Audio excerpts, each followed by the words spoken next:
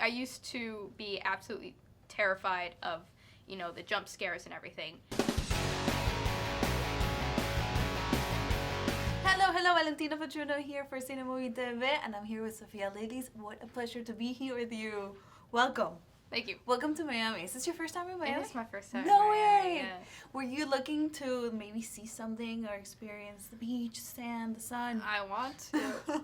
Are you gonna have time? No, Oh. probably not. But the beach looks beautiful from the window. From the window. At least you have the view. Yeah, that's you true. could have been like downtown and then you wouldn't have seen it, but you have the view. It was an amazing view.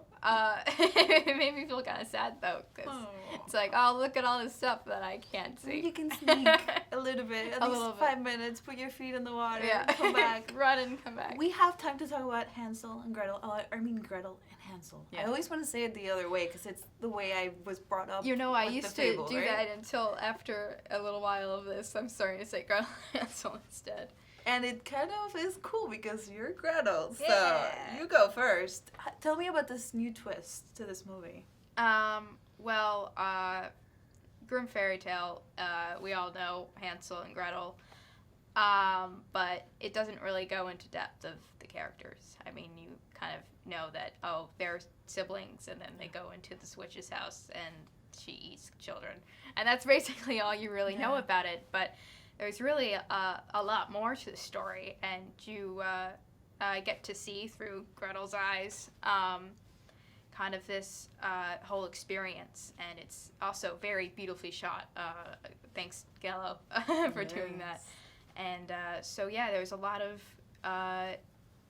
unexpected things that happen that I feel like people who watch this movie will be very surprised.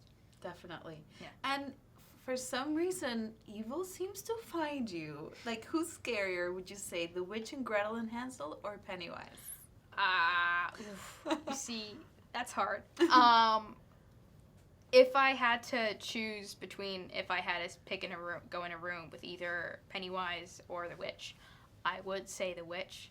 But at the same time, it was very terrifying doing scenes with her because she'd kind of get into this character and she'd pace, and it was scary, her character is terrifying. So while in It, I had the It kids, so it was less scary.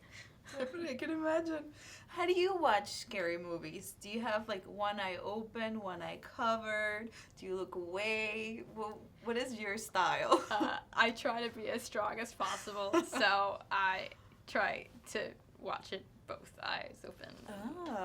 Though I used to be absolutely terrified of, the jump scares and everything, and usually the sound gets really loud and always makes me jump. So instead of covering my eyes, I actually cover my ears, and it does make it a little less scary, not hearing the score. I can imagine. Yeah. Now, from what the memories that maybe you had as a kid growing up with the story, the fable of Hansel and Gretel, how was it like seeing it in a movie, in this movie, and how did you compare it?